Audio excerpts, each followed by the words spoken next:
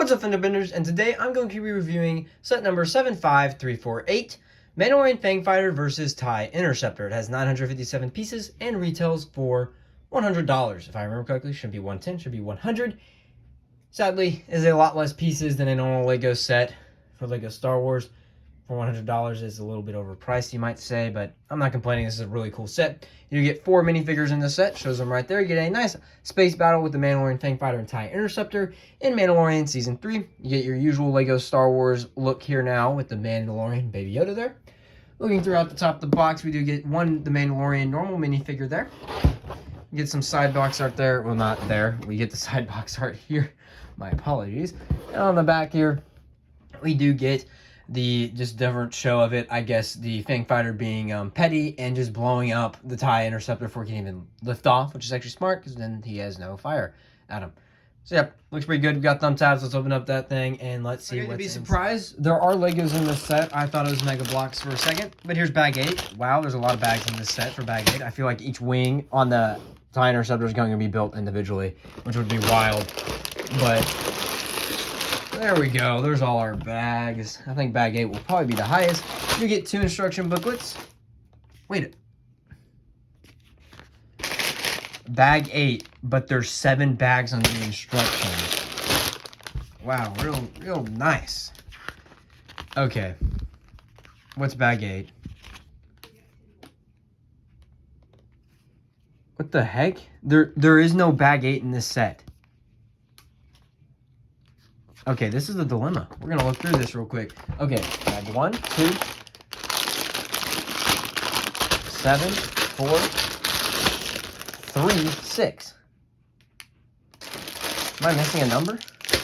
1, 2, 3, 4, 5, 6, 7, 8. There's 8. The Fang Fighter should be 1, 2, and 3. And then 4, 5, 6, 7 should just be that.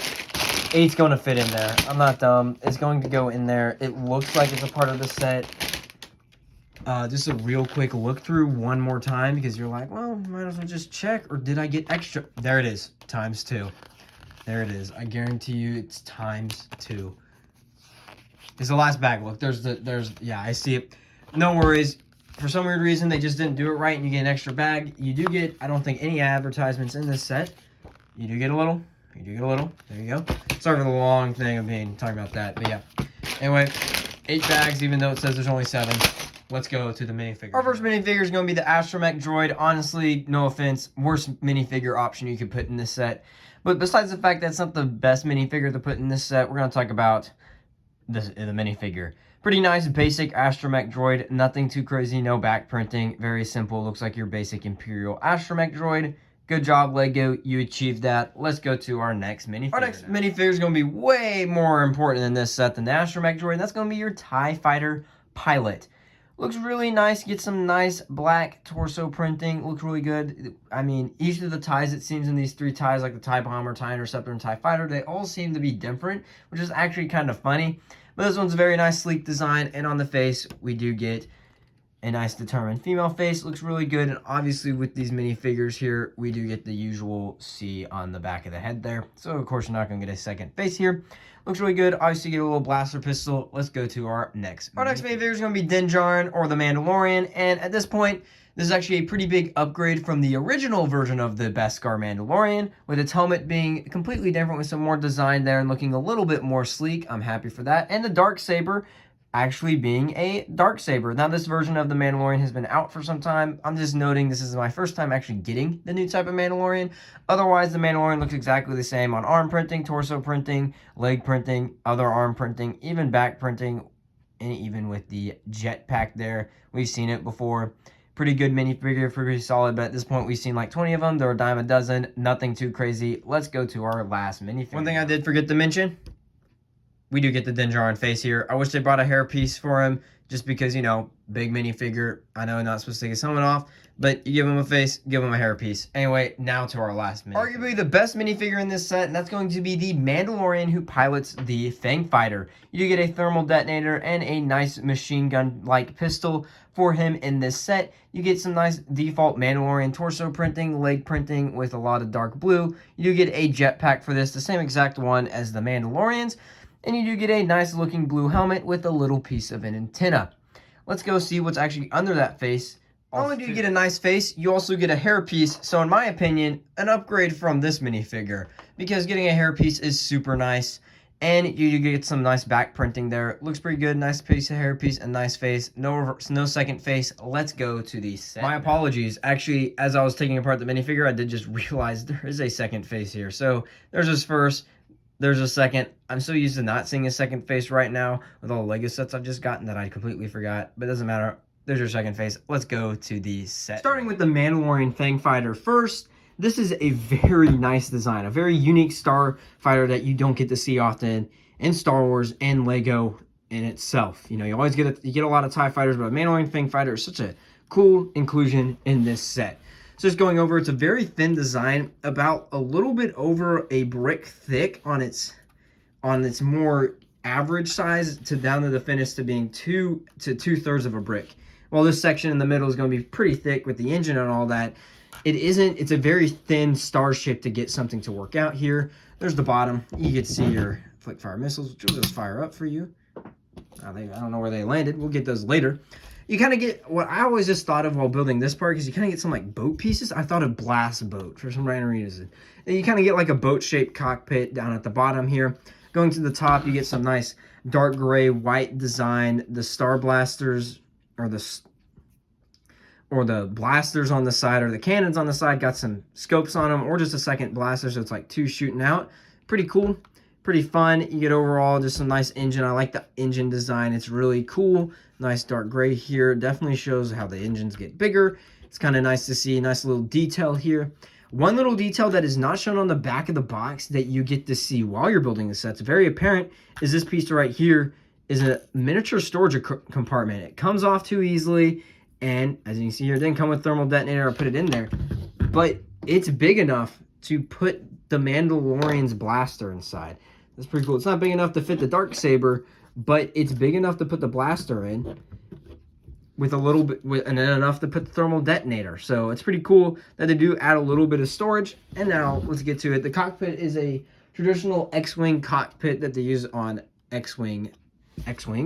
The interior is pretty nice. You get some little handles there, a control panel, and a nice little smooth cockpit with, looks very cushy. So you take your minifigure, kind of put them like this. You're going to put the little, I forgot what those are called, antennas down, and he can fit. So the Mandalorian himself can actually pilot this, as they both have jetpacks. So here you go. There's more of a good fit of him, and he fits perfectly. So if you want the Mandalorian to be piloting a Mandalorian Fang Fighter, there you go. You can. So that's pretty cool. Really cool. Very swooshable set. Very fun. Easy to hold. I'll just hold the back right here, put the thumb on top, and put the hand down there. Very swooshable.